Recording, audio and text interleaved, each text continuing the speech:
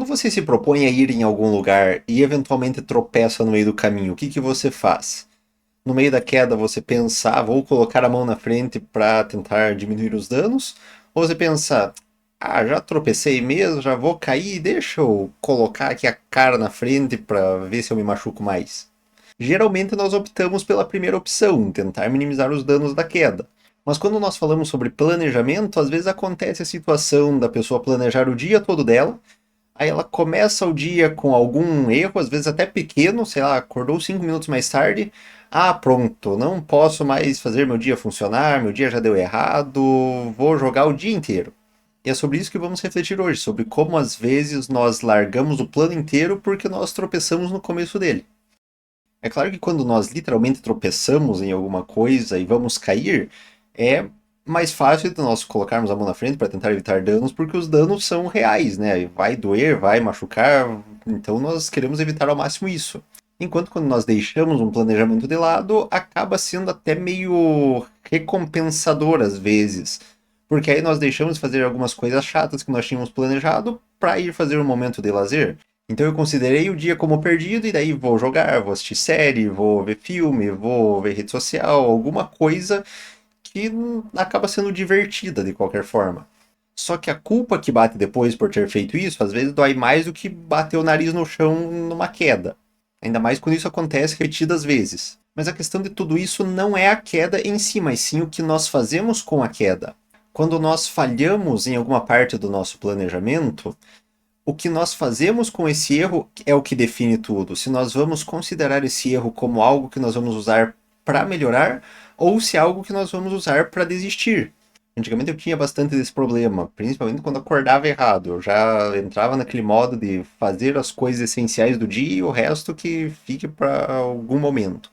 E acabava caindo em jogo, filme, série, etc.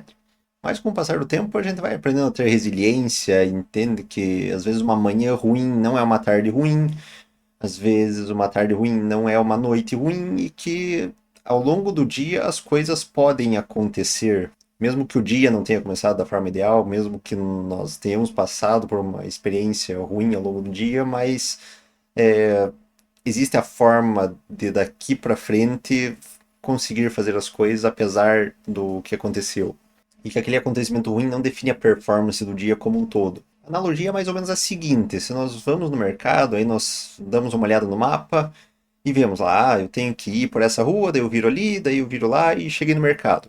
Aí beleza, lá vamos nós. Aí chegamos numa calçada que está um pouco solta, pisamos ali, tropeçamos, caímos, só que só aquela queda estética que não machuca.